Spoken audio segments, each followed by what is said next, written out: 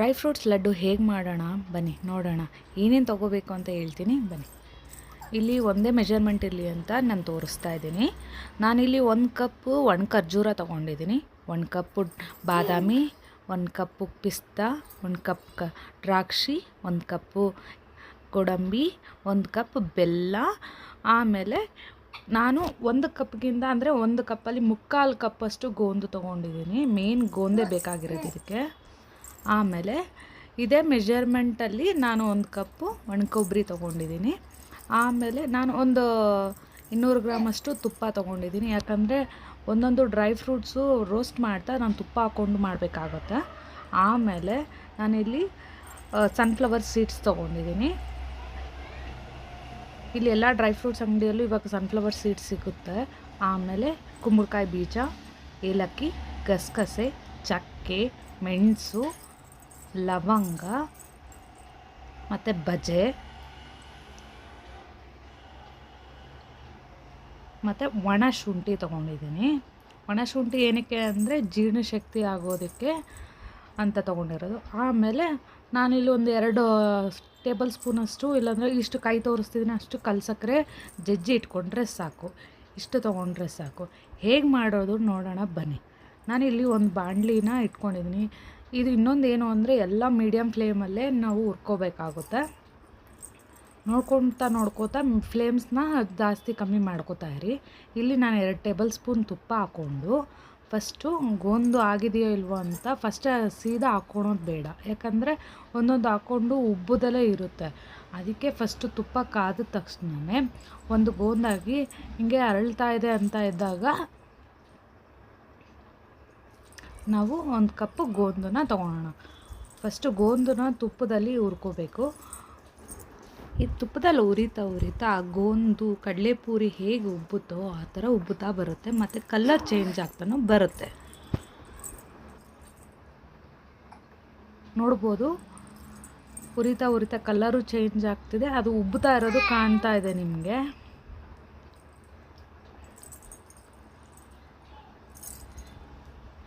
ಇನ್ನೊಂದು ಏನು ಬೆನಿಫಿಟ್ಸ್ ಅಂದರೆ ಗೋಂದಲ್ಲಿ ಅಂಟು ಇರೋದೇ ಮೇನ್. ಏನಂದರೆ ಬಾಣಂತಿಗೆ ಸೊಂಟ ಗಟ್ಟಿ ಬರೋದಕ್ಕೆ ಮತ್ತು ಲಡ್ಡುನ ಫಾರ್ಮ್ ಮಾಡ್ಕೊಳೋಕ್ಕೆ. ಯಾಕಂದರೆ ಲಡ್ಡು ಎಲ್ಲ ಮಿಶ್ರಣ ಇದಾಗಿ ಲಡ್ಡು ಮಾಡೋದಕ್ಕೆ ಗೋಂದು ಇಂಪಾರ್ಟೆಂಟು. ಸೊ ಗೋಂದು ಮೇನ್ ಬೇಕೇ ಬೇಕು ಇದಕ್ಕೆ.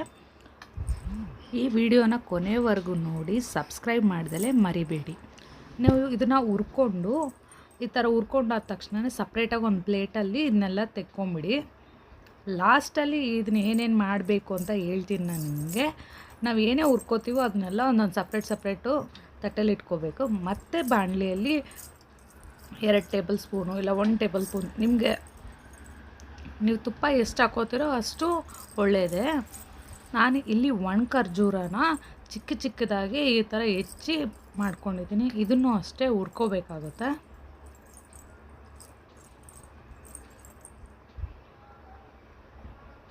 ನೋಡ್ಬೋದು, ಉರಿತಾ ಅದು ಕಲರು ಚೇಂಜ್ ಆಗ್ತಾ ಬರುತ್ತೆ.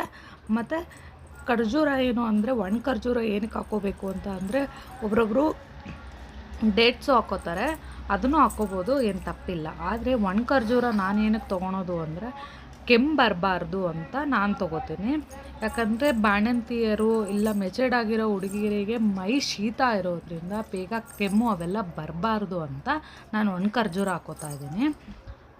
ಈ ಥರ ಒಣ ಖರ್ಜೂರ ಆದಮೇಲೆ ಅದೊಂಥರ ಸಿಪ್ಪೆ ಎಲ್ಲ ಮೆತ್ತಗಾಗ್ತಾ ಬರ್ತಾ ಇರುತ್ತೆ. ಅಷ್ಟಾದರೆ ಸಾಕು.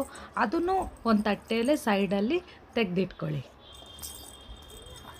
ಈ ಡ್ರೈ ಫ್ರೂಟ್ಸ್ ಲಡ್ಡು ಬರೀ ಬಾಣಂತಿಯರಿಗೆ ಮಾತ್ರ ಅಲ್ಲ, ಇದು ಬೇಕಾದ್ರೆ ಮೆಚರ್ಡ್ ಆಗಿರೋರಿಗೆ ಮತ್ತು ಸಣ್ಣ ಮಕ್ಳಿಗೂ ಕೊಡ್ತಾರೆ. ಆಮೇಲೆ ಮತ್ತೆ ಇನ್ನೊಂದು ಟೇಬಲ್ ಸ್ಪೂನ್ ತೊಗೊಂಡು ಆ ಟೇಬಲ್ ಸ್ಪೂನ್ಗೆ 1 ಕಪ್ಪು ಬಾದಾಮಿ ಹಾಕ್ಕೊಳ್ಳಿ. ಕೇಳ್ಬೋದು, ಇಲ್ಲಿ ನನ್ನ ಮಗ ಸೌಂಡ್ ಮಾಡ್ತಾ ಇದ್ದಾರೆ. ನಮ್ಮಮ್ಮ ನೋಡು ಡ್ರೈ ಫ್ರೂಟ್ಸ್ ಲಡ್ಡು ಮಾಡ್ತಿದ್ದಾರೆ ಅಂತ ಅವನು ಖುಷಿ. ಆಮೇಲೆ ಇಲ್ಲಿ 1 ಕಪ್ಪು ನಾವು ಬಾದಾಮಿ ತೊಗೊಂಡು ಹುರ್ಕೋಬೇಕು. ಬಾದಾಮಿ ಏನಕ್ಕೆ ತೊಗೊಳೋದು ಅಂದರೆ ಬೇಬಿದು ಪ್ರೆಗ್ನೆನ್ಸ್ ಲೇಡಿಯಲ್ಲಿ ಏನಾಗುತ್ತೆ ಅಂದರೆ ಈ ಬಾದಾಮಿ 8 ಮಂತ್ಸ್ ಆದಮೇಲೆ ಇಲ್ಲ 7 ಮಂತ್ಸ್ ಆದಮೇಲೆ ಆದ್ರೂ ತೊಗೋಬೋದು. ಅದು ತೊಗೊಳುವಾಗ ಒಳಗಡೆ ಬೇಬಿ ಗ್ರೋತು ಚೆನ್ನಾಗಾಗುತ್ತೆ ಅಂತ ಪ್ರೆಗ್ನೆನ್ಸಿ ಲೇಡೀಸ್ಗೆ. ಮತ್ತು ಮಕ್ಳಿಗೂ ಬಾದಾಮಿ ಕೊಟ್ರೇನು ತುಂಬ ಒಳ್ಳೆಯದು, ಅವ್ರಿಗೂ ಇಮ್ಯುನಿಟಿನೂ ಹೆಚ್ಚಾಗುತ್ತೆ. ನಮಗೆ ಬಾಣಂತಿಯರಿಗೇನು ಅಂದರೆ ಸೊಂಟ ಗಟ್ಟಿ ಬರೋದಕ್ಕೆ ಮತ್ತು ಸ್ಟ್ರೆಂತ್ ಬರಲಿ ಅಂತ ಬಾದಾಮಿನ ಹಾಕೋತೀವಿ. ಸೊ ಬಾದಾಮಿನ ತುಪ್ಪದಲ್ಲಿ ಹೀಗೆ ಹುರ್ಕೊಂಡು ಅದು ಕಲರ್ ಸ್ವಲ್ಪ ಚೇಂಜ್ ಆದ ತಕ್ಷಣ ನಾವು ಇದನ್ನು ಸಪ್ರೇಟಾಗಿ ಒಂದು ತಟ್ಟೆಗೆ ತೆಗೆದಿಟ್ಕೋಬೇಕಾಗುತ್ತೆ. ನೋಡ್ಬೋದು ನಾನು ಫ್ಲೇಮ್ ಆಫೇ ಮಾಡಿಲ್ಲ, ನಾನು ಮೀಡಿಯಮ್ ಫ್ಲೇಮಲ್ಲೇ ಇಷ್ಟೊತ್ತು ಹುರ್ಕೋತಾ ಇದ್ದೀನಿ. ಮತ್ತು ಬಾಣಲಿಗೆ 1 ಟೇಬಲ್ ಸ್ಪೂನ್ ತುಪ್ಪ ಹಾಕ್ಕೊಳ್ಳಿ. ತುಪ್ಪ ಹಾಕ್ಕೊಂಡಾದ್ಮೇಲೆ ಪಿಸ್ತಾ ಏನಕ್ಕೆ ತೊಗೊಳೋದು ಅಂದರೆ ಇಮೋಗ್ಲೋಬಿನ್ ಹೆಚ್ಚಾಗುತ್ತೆ, ಮತ್ತು ಇಮೋಗ್ಲೋಬಿನ್ ಕಮ್ಮಿ ಇರೋರಿಗೆ ಇಮೋಗ್ಲೋಬಿನ್ ಜಾಸ್ತಿ ಆಗುತ್ತೆ, ಇನ್ಕ್ರೀಸ್ ಮಾಡುತ್ತೆ. ನಮಗೆ ಇಮೋಗ್ಲೋಬಿನ್ನು ಇನ್ಕ್ರೀಸ್ ಮಾಡುತ್ತೆ ಪಿಸ್ತಾದಿಂದ, ಮತ್ತು ಟೇಸ್ಟು ಚೆನ್ನಾಗಿ ಬರುತ್ತೆ.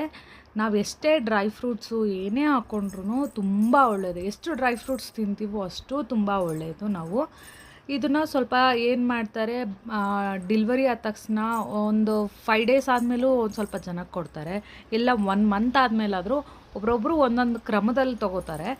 ನಾನು ಇಲ್ಲಿ 1 ಮಂತ್ ಆದಮೇಲೆ ನಾನು ಎಲ್ಲ ಸ್ಟಾರ್ಟ್ ಮಾಡಿರೋದು. ಡ್ರೈ ಫ್ರೂಟ್ಸ್ ಲಡ್ಡು ಇಲ್ಲ ಗೋಂದು ಲಡ್ಡು ಅಂತಾರೆ, ಅಂಟಿನ ಉಂಡೆ ಅಂತಾರೆ, ಒಂದೊಂದು ಕಡೆ ಒಂದೊಂದು ಥರ ಕೂಗ್ತಾರೆ. ಇದನ್ನು 3 ತಿಂಗಳವರೆಗೂ ತೊಗೊಂಡ್ರೆ ಸಾಕು, ಆಮೇಲಾದರೂ ತೊಗೋಬೋದು, ಹೇಗೆ ಬೇಕಾದ್ರೂ ತೊಗೋಬೋದು. ಬಟ್ 1 ತಿಂಗಳಾದ್ಮೇಲೆ ತೊಗೊಳೋದ್ರಿಂದ ನಮಗೆ ಹೆದ್ದಿ ತಿನ್ನೋದು ಮತ್ತು 1 ಮಂತ್ ಏನಾಗ್ಬಿಡುತ್ತೆ, ನಮಗೆ ಫುಲ್ಲು ಸ್ಟ್ರೆಂತ್ ಕಮ್ಮಿ ಆಗಿಬಿಟ್ಟಿರುತ್ತೆ ನಮಗೆ ಡೆಲಿವರಿ ಆದಮೇಲೆ. ಸೊ ನಮಗೆ ಸ್ಟ್ರೆಂತ್ ಬರಲಿ ಅಂತಲೇ ದೊಡ್ಡವರು ಅಂಟಿನುಂಡೆ ಈ ಥರ ಎಲ್ಲ ಮಾಡಿ ಕೊಡ್ತಾರೆ. ಮತ್ತು ಬಾಣಲಿಗೆ 1 ತುಪ್ಪ ಹಾಕ್ಕೊಳ್ಳಿ.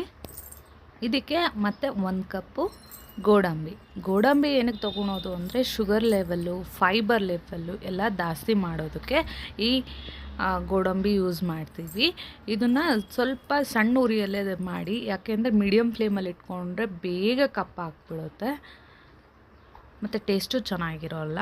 ಅದಕ್ಕೆ ಇದನ್ನು ಮೀಡಿಯಮ್ ಫ್ಲೇಮಲ್ಲೇ ಈ ಥರ ಉರಿತಾ ಬನ್ನಿ. ತುಪ್ಪದಲ್ಲೇ ಎಲ್ಲ ಐಟಮ್ಸು ತುಪ್ಪದಲ್ಲೇ ಉರಿಯೋದ್ರಿಂದ ತುಂಬ ಒಳ್ಳೆಯದು.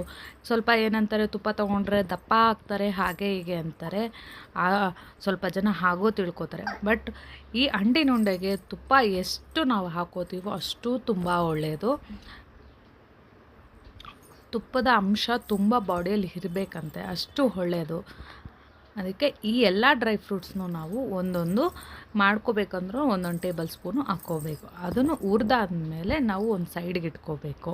ಮತ್ತು ಇವಾಗ ಇಲ್ಲಿ ಇನ್ನೂ 1 ಟೇಬಲ್ ಸ್ಪೂನ್ ತುಪ್ಪ ಹಾಕ್ಕೊಂಡು ಇವಾಗ ನಾವು ದ್ರಾಕ್ಷಿನ ಹುರ್ಕೊಳ್ಳೋಣ. ಈ ದ್ರಾಕ್ಷಿ ಉರಿತಾ ನಾವು ಮೀಡಿಯಮ್ ಫ್ಲೇಮಲ್ಲಿ ಇದನ್ನು ಹುರ್ಕೋಬೇಕು.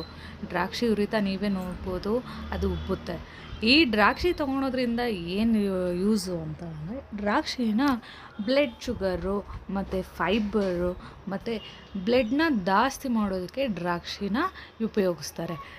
ಇನ್ನೊಂದೇನು ಅಂದರೆ, ಪ್ರೆಗ್ನೆನ್ಸ್ ಲೇಡೀಸ್ಗೆ ಡಿಲ್ವರಿ ಟೈಮಲ್ಲಿ ಬ್ಲಡ್ ಲಾಸ್ ಆಗಿರುತ್ತೆ, ಆ ಬ್ಲಡ್ನ ಇಂಪ್ರೂವ್ ಮಾಡ್ಕೊಳೋದಕ್ಕೆ, ಇನ್ಕ್ರೀಸ್ ಮಾಡ್ಕೊಳೋಕ್ಕೆ ಈ ದ್ರಾಕ್ಷಿನ ಯೂಸ್ ಮಾಡ್ತಾರೆ. ಆದಷ್ಟು ದ್ರಾಕ್ಷಿನ ತಿಂತಾ ಇರಬೇಕು. ಮಕ್ಕಳು ಕೊಡ್ತಾಯಿರಿ. ಎಷ್ಟೇ ಡ್ರೈ ಫ್ರೂಟ್ಸ್ ತೊಗೊಂಡ್ರೂ ಎಲ್ಲ ಒಳ್ಳೆಯದೇನೆ. ಮತ್ತು ಇವಾಗ ಇಲ್ಲಿ ನೋಡ್ಬೋದು, ನಾನು ಇಲ್ಲಿ ತುಪ್ಪ ಹಾಕೋತಾ ಇಲ್ಲ, ಇದೇ ಬಾಣಲಿಗೆ ಒಣ ಕೊಬ್ಬರಿಯನ್ನು ಹಾಕೋತಾ ಇದ್ದೀನಿ. 1 ಕಪ್ಪು ಒಣ ಕೊಬ್ಬರಿನ ಹುರಿಬೇಕು. ಏನು ಅಂದರೆ ಇದನ್ನು ತುಂಬ ಲೋ ಫ್ಲೇಮಲ್ಲಿ ಹುರ್ಕೊಳ್ಳಿ, ಯಾಕಂದರೆ ಎಲ್ಲ ನಾವು ತುಪ್ಪದಲ್ಲೇ ಹುರಿದಿರೋದ್ರಿಂದ ಈ ಒಣ ಕೊಬ್ಬರಿಯನ್ನು ಅದೇ ಬಾಣಲಿಯಲ್ಲಿ ನಾವು ಹುರಿತಾ ಬರಬೇಕಾಗುತ್ತೆ. ನಾನು ಇಲ್ಲಿ ಸಣ್ಣ ಉರಿಯಲ್ಲಿ 1 ಕಪ್ಪು ಒಣ ಕೊಬ್ಬರಿನ ಹುರ್ಕೋತಾ ಇದ್ದೀನಿ. ಈ ಡ್ರೈ ಫ್ರೂಟ್ಸ್ ಲಡ್ಡು ಏನಂತಾರೆ, ಪ್ರೋಟೀನ್ ರಿಚ್ ಅಂತ ಕೂಗ್ತಾರೆ.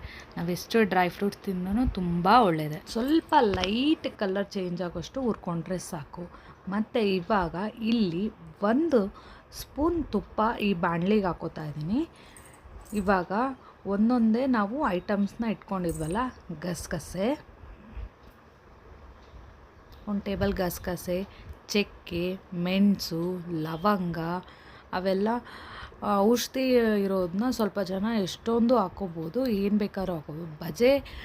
ಬಜೆ ಏನಕ್ಕೆ ಅಂದರೆ ನಮಗೆ ಒಂದು ಸ್ವಲ್ಪ ಸ್ಟ್ರೆಂತ್ ಬರಲಿ ಅಂತ ಹೇಳ್ತಾರೆ, ಮಕ್ಳಿಗೂ ಹಾಕ್ತಾರೆ ಅದೇ. ಮತ್ತು ಒಣ ಶುಂಠಿ ಏನು ಅಂದರೆ ಜೀರ್ಣ ಆಗಲಿ, ನಾವು ಏನೇ ತಗೊಂಡ್ರೂ ಜೀರ್ಣ ಆಗಲಿ ಅಂತ. ಏಲಕ್ಕಿ ಏನಕ್ಕೆ ಅಂದರೆ ಏಲಕ್ಕಿ ಮಾಡಿರೋ ಪದಾರ್ಥ ಸುವಾಸನೆ ತುಂಬ ಚೆನ್ನಾಗಿರಲಿ ಅಂತ ಅಂದ್ಬಿಟ್ಟು ಹಾಕ್ಕೊಳೋದು. ಇದನ್ನು ನಾವು ಸ್ಟವ್ ಆಫ್ ಮಾಡಾದರೂ ಹುರ್ಕೋಬೋದು, ಲೈಟಾಗಿ ಹುರ್ಕೊಂಡ್ರೆ ಸಾಕು. ಸ್ವಲ್ಪ ಕಲ್ಲರು ಅದು ಗಸಗಸೆ ಚಟ ಚಟ ಅನ್ನೋ ಟೈಮಿಗಾದರೆ ಸಾಕು. ಇಷ್ಟನ್ನು ಒಂದು ಸೈಡ್ಗೆ ಎತ್ತಿಟ್ಕೋಬೇಕು. ಇವಾಗ ಅಷ್ಟೆಲ್ಲ ಹುರ್ಕೊಂಡಿರೋದ್ರ ಜೊತೆಲಿ ನಾವು ಏನು ಮಾಡೋಣ, ಆ ಹುರ್ಕೊಂಡಿರೋ ಜೊತೆಲೇ ನಾವು ಅಂಟನ್ನ ಫಸ್ಟ್ ಹುರ್ಕೊಂಡಿದ್ವಲ್ವ ಅದನ್ನು ನೋಡಿ ಹೇಗೆ ಉಬ್ಬಿದೆ ಅಂತ. ಇದನ್ನು ಉಬ್ಬಿರೋದನ್ನ ನಾವು ಇವಾಗ ಮಿಕ್ಸಿಗೆ ಹಾಕ್ಕೊಂಡು ಪುಡಿ ಮಾಡ್ಕೋಬೇಕಾಗುತ್ತೆ. ಇಲ್ಲಿ ನಾನು ಅರ್ಧ ಕೊಬ್ಬರಿನ ನಾವೇನು ಹುರ್ಕೊಂಡಿದ್ದೀವಲ್ಲ ಆ ಒಣ ಕೊಬ್ಬರಿನ ಅರ್ಧ ನಾನು ಇದಕ್ಕೆ ಹಾಕ್ಕೋತೀನಿ ಅಷ್ಟೇ ನಾನು. ಯಾಕಂದರೆ ನೈಸಾಗೆ ನುಣ್ಣಗಾಗಬೇಕು ಅಂತ. ಆ ಏಲಕ್ಕಿ, ಚಕ್ಕೆ, ಲವಂಗ ಮತ್ತು ಅಂಟು ಮತ್ತು ಎಲ್ಲೋ ಇರೋದನ್ನ ನೋಡಿ ಹೇಗೂ ಪುಡಿಯಾಗಿದೆ. ಇಷ್ಟು ಪುಡಿ ಆದರೆ ಸಾಕು. ನಾವು ಉಂಡೆ ಕಟ್ತಾ ಇರಬೇಕಂದ್ರೆ ಗಸಗಸೆ ಅವಾಗವಾಗ ಸಿಕ್ಕಿದ್ರೇ ತುಂಬ ಒಳ್ಳೆಯದು. ನಿಮ್ಗೆ ಇಷ್ಟ ಇಲ್ಲ ಅನ್ನೋ ಟೈಮಲ್ಲಿ ಬೇಕಾದ್ರೆ ತುಂಬ ನುಣ್ಣಗಾದ್ರೂ ಡ್ರೈ ಫ್ರೂಟ್ಸ್ನ ಮಾಡ್ಕೋಬೋದು, ನಾವು ನೈಸಾಗಾದರೂ ಮಾಡ್ಕೋಬೋದು.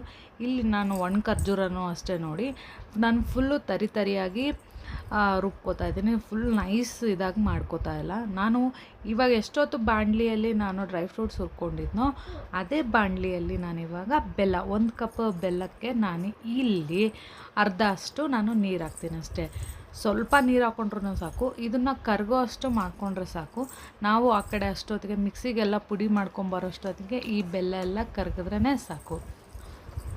ಈ ಡ್ರೈ ಫ್ರೂಟ್ಸ್ನ ತರಿಯಾಗಾದ್ರೂ ಮಿಕ್ಸಿ ಜಾರ್ಗೆ ಹಾಕ್ಕೊಂಡಾದ್ರೂ ಮಾಡ್ಕೋಬೋದು, ಇಲ್ಲ ನೈಸಾಗಾದ್ರೂ ಮಾಡ್ಕೊ. ಬೆಲ್ಲ ಕರಗೋ ಅಷ್ಟೊತ್ತಲ್ಲಿ ನಾವೆಲ್ಲ ಡ್ರೈ ಫ್ರೂಟ್ಸ್ನು ಒಂದು ತಪ್ಪಲೆಗೆ ಇಲ್ಲ ಬಾಣಲಿಗೆ, ಯಾವ ಬೌಲಿಗೆ ನಾವು ಮಾಡ್ಕೋತೀವೋ ಆ ಬೌಲಿಗೆ ಎಲ್ಲ ಡ್ರೈ ಫ್ರೂಟ್ಸು ಹಾಕ್ಬಿಟ್ಟು ಇವಾಗ ಮಿಕ್ಸಿಗೆ ಹಾಕಿರೋ ಒಣ ಖರ್ಜೂರ, ಚಕ್ಕೆ, ಲವಂಗೆ, ಗೋಂದು ಎಲ್ಲ ಇರೋದನ್ನ ಅದನ್ನು ನಾವು ಇದಕ್ಕೆ ಮಿಕ್ಸ್ ಮಾಡ್ಕೊಳ್ಳೋಣ.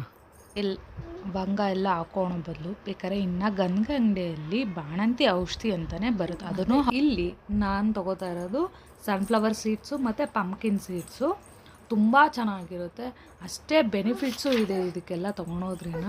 ಸನ್ಫ್ಲವರ್ ಸೀಡ್ಸ್ ತೊಗೊಳೋದ್ರಿಂದ ಇಮ್ಯುನಿಟಿ ಮತ್ತು ಡೈಜೆಷನ್ ಸಿಸ್ಟಮು ತುಂಬ ಒಳ್ಳೆಯದು.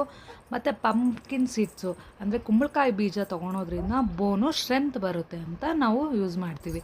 ಆಮೇಲೆ ಕಲ್ಸಕ್ಕರೆ, ಪುಡಿ ಮಾಡಿರೋ ಕಲ್ಸಕ್ಕರೆನೂ ತೊಗೊಳೋಣ.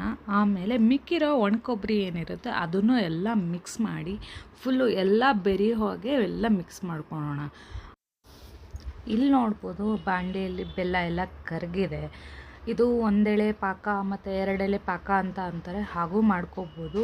2 ಎಳೆ ಪಾಕ ಮಾಡಿ ಗಟ್ಟಿ ಹಾಕ್ಬಿಟ್ರೆ ಅಂಟು ಉಂಡೆ ಕಟ್ಟಾದ್ಮೇಲೆ ನಾವು ಆಮೇಲೆ ಉಂಡೆನ ಕಲ್ಲು ಚಚ್ಕೊಂಡು ತಿನ್ನಬೇಕಾಗುತ್ತೆ ಅಷ್ಟು ಗಟ್ಟಿ ಆಗಿಬಿಟ್ಟೆ. ಸೊ ನಾನು ಇಲ್ಲಿ ನೋಡ್ಬೋದು ನೀವು ಬೆಲ್ಲ ನಾನು ಎಷ್ಟು ಕರಗಾದ್ಮೇಲೆ ಸುಮ್ಮನೆ ಹಿಂಗೆ ಬಂದರೆ ಎಳೆ ಬರೋಷ್ಟು ಅಷ್ಟೇ ನಾನು ಮಾಡ್ಕೊಂಡಿರೋದು. ಹಾಗಾದರೂ ಮಾಡ್ಕೋಬೋದು, ಇಲ್ಲ ಬೆಲ್ಲ ಕರಗಿದ್ರೆ ಸಾಕು ಅಂದ್ರೂ ಹಾಗಾದರೂ ಮಾಡ್ಕೋಬೋದು. ಆ ಬಾಣಲಿಯಲ್ಲಿರೋ ಬೆಲ್ಲ ಮಿಶ್ರಣನೋ ಮತ್ತು ಇಲ್ಲಿ ನಾನು ತುಪ್ಪ ಹಾಕೊಂಡಿರೋದು ನೋಡ್ಬೋದು. ನೀವು ಎಷ್ಟು ಬೇಕಾದ್ರೂ ತುಪ್ಪ ಹಾಕ್ಕೋಬೋದು. ಇಲ್ಲಿ ನನಗೆ ಎಷ್ಟು ಬೇಕೋ ಅಷ್ಟು ತುಪ್ಪ ಮಾತ್ರ ಹಾಕ್ಕೊಂಡು, ನಿಮಗೆ ತುಪ್ಪನ ಜಾಸ್ತಿ ಬೇಕಂದ್ರೂ ಬೇಕಾದ್ರೆ ಹಾಕ್ಕೊಂಡು ಯೂಸ್ ಮಾಡ್ಬೋದು. ನೋಡ್ಬೋದು ತುಪ್ಪ ಹಾಕ್ಕೊಂಡು ಈ ಥರ ಡ್ರೈ ಫ್ರೂಟ್ಸ್ ಉಂಡೆನ ಕಟ್ಟಬೇಕಾಗುತ್ತೆ. ಉಂಡೆ ಕಟ್ಟಾದಮೇಲೆ ಹೀಗೆ ಕಾಣುತ್ತೆ ನೋಡಿ. ನಾವು ಇದನ್ನು ಏರ್ ಟೈಟ್ ಕಂಟೈನರ್ ಜಾರಲ್ಲಿ ಬೇಕಾದ್ರೂ ಇಟ್ಕೋಬೋದು. ಈ ಡ್ರೈ ಫ್ರೂಟ್ಸ್ ಲಡ್ಡು ತಿನ್ನೋದ್ರಿಂದ ನಮ್ಮ ಬ್ಯಾಕ್ ಬೋನ್ ಸ್ಟ್ರೆಂತು ಎಲ್ಲನೂ ತುಂಬ ಸಪೋರ್ಟ್ ಕೊಡುತ್ತೆ. ಮತ್ತು ವಿಂಟರ್ ಸೀಸನಲ್ಲಿ ಸ್ಕಿನ್ನ ರೆಡ್ಯೂಸ್ ಮಾಡೋದ್ರಿಂದ ತುಂಬ ಒಳ್ಳೆಯದು. ಒಮ್ಮೆ ಈ ಥರ ಮಾಡಿ ಟ್ರೈ ಮಾಡಿ ಹೇಗಿತ್ತು ಅಂತ ಹೇಳ್ದೆ ಕಮೆಂಟ್ ಬಾಕ್ಸಲ್ಲಿ ತಿಳಿಸಿ. ಈ ವಿಡಿಯೋ ನಿಮ್ಗೆ ಇಷ್ಟ ಆಗಿದ್ದಲ್ಲಿ ಲೈಕ್, ಶೇರ್, ಸಬ್ಸ್ಕ್ರೈಬ್ ಮಾಡ್ದಲೇ ಮರೀಲೇಬೇಡಿ.